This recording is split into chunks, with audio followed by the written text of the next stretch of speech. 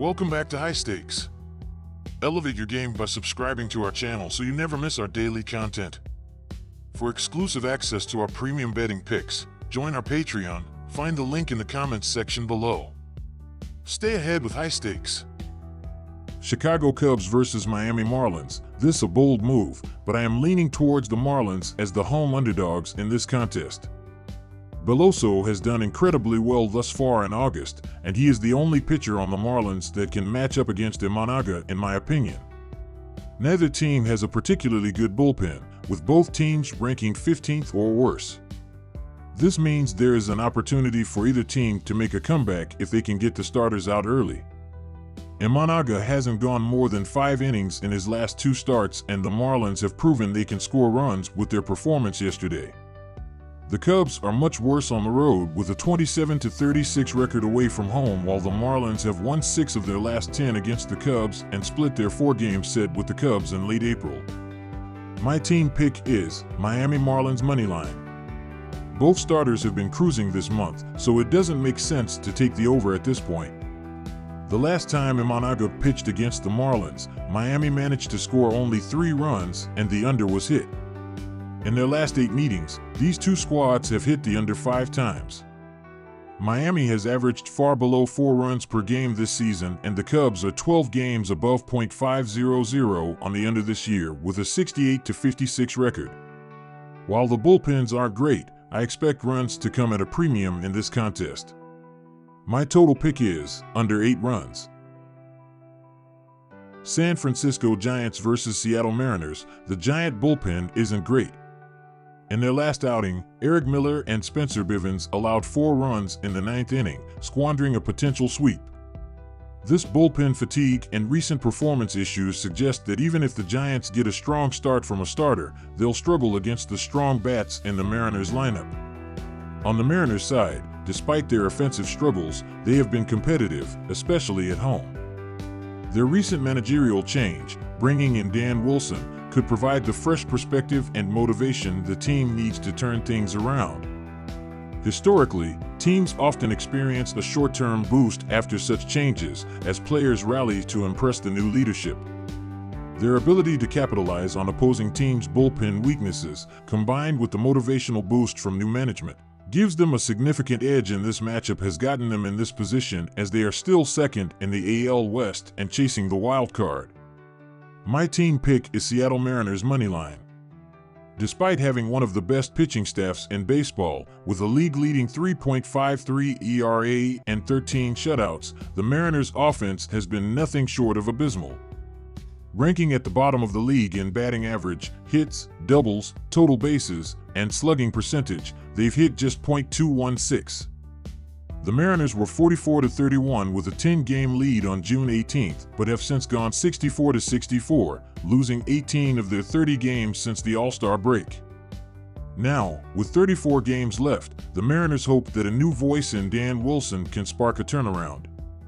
Wilson, a former All-Star catcher and member of the Mariners Hall of Fame, has minimal managerial experience, only managing for 1 week at AAA Tacoma in 2022. His biggest challenge will be revitalizing an offense that has consistently let the team down. The Mariners are left to wonder if a last-minute push could salvage their season, or if they'll spend another winter contemplating what could have been if they had just made the playoffs with this dynamic pitching staff. My total pick is over. Cincinnati Reds versus Pittsburgh Pirates. Neither starting pitcher has done too well or has much experience at the MLB level thus far, so we can essentially call Jesus Aguilar and Jake Woodford a wash at this point. These bullpens have been performing at 2 separate levels throughout the entire season, as the Cincinnati Reds are 8th in Major League Baseball with a 3.63 reliever ERA, while the Pittsburgh Pirates are all the way down at 24th in MLB with a 4.17 bullpen ERA thus far. Offensively, there is a slight difference in the last 14 games, as Pittsburgh is scoring 3.5 runs per game while Cincy is averaging 3.86 runs per game. All in all, go with the Cincinnati Reds to win this game on the road as the better team. My team pick is Cincinnati Reds to win. Do not let the fact that these teams combined to score 11 runs make you believe things are going to be the same in this game. Since the All-Star break, these offenses have been struggling to get much going offensively, as the Reds are 21st in the majors with a .703 team OPS while averaging 4.32 runs in their 31 games in the second half, while the Pirates are 23rd with a .679 team OPS while scoring 3.97 runs in their 31 games since the break. Hitting with runners on base is obviously important to create big innings, but these teams are struggling to do just that. Cincinnati is 19th in MLB with a .743 team OPS with runners on base this year, while Pittsburgh is 26th in the majors with a .691 team OPS in those at-bats. Go with under 9 runs in this game as the better play here. My total pick is under 9 runs. Texas Rangers versus Cleveland Guardians. Texas enters its series against the Guardians with a record of 59-69 and is coming off a series win over the Pirates. The Rangers' offense is slashing .238/.306/.369, which ranks 20th, 22nd, and 23rd in the majors.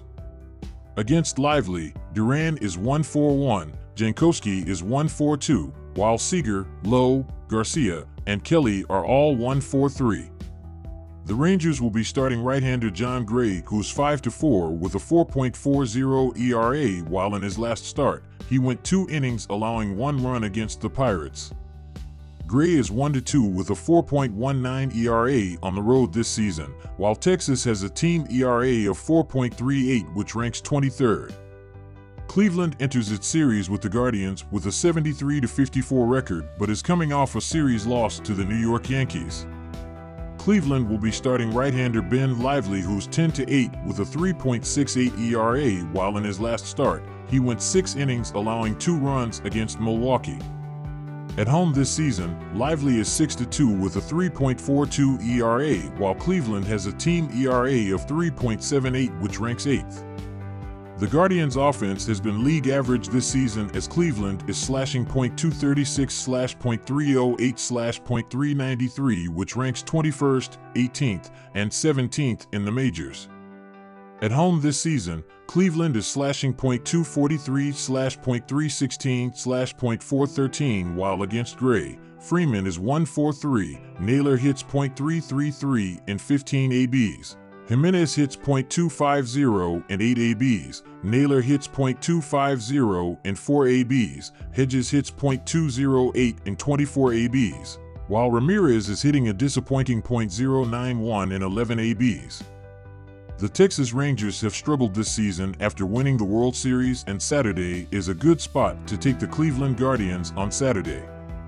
Lively has pitched well this season and should be able to keep the Rangers lineup in check, while Gray has struggled at times as he is coming back from injury, while the Rangers bullpen will struggle against the Guardians offense. This season, Texas is 25-38 on the road, while Cleveland is 38-20 at home.